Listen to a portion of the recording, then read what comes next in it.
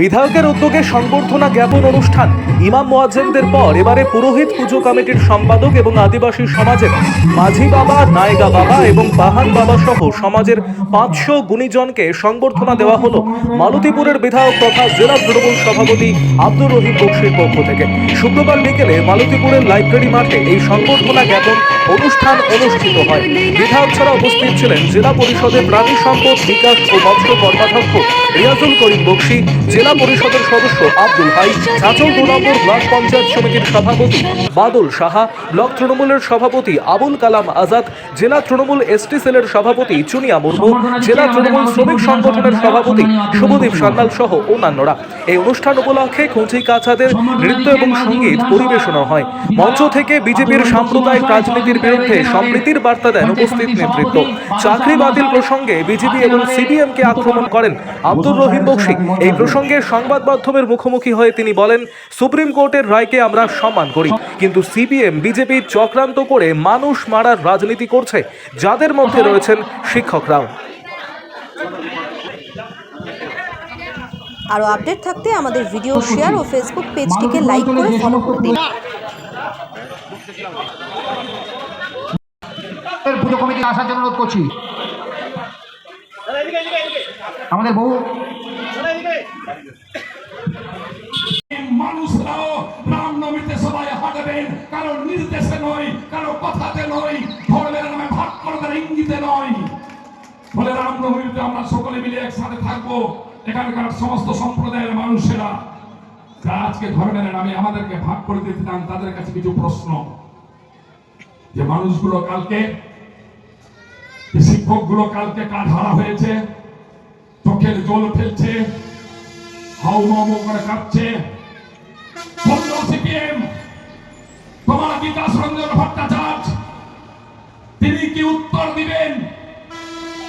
আমাদের কিছুদিন আগে আমার বিধানসভার প্রায় 1600 ইমাম মুয়াজ্জিনকে শামসি কলেজে আমরা সম্বর্ধিত করেছিলাম এবং সেজন্য ঘোষণা করেছিলাম যে আমাদের বিধানসভায় যত পুরোহিত আছে, সমস্ত দুর্গাপূজা কমিটির সম্পাদক যারা আছেন, যারা সাঁওতাল সমাজের ধর্মগুরুরা আছেন, যারা ওরাও সমাজের ধর্মগুরু আছেন, যারা মুন্ডা সমাজের ধর্মগুরু আছেন, তাদের সবাইকে আমরা সম্বর্ধিত করব।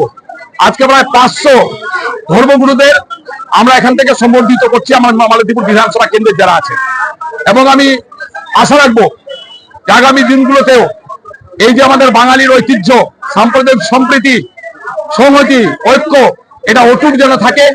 এই ধরনের অনুষ্ঠানের মধ্যে দিয়ে যাতে আমরা সবাইকে এক করে রাখতে পারি, একসাথে থাকতে পারি এবং আমাদের সভ্যতা সমাজকে আমরা বজায় রাখতে পারি, টিকিয়ে রাখতে পারি, এই দায়িত্ব ভারী আমরা সকলে নিব। এই আবেদন সকলের কাছে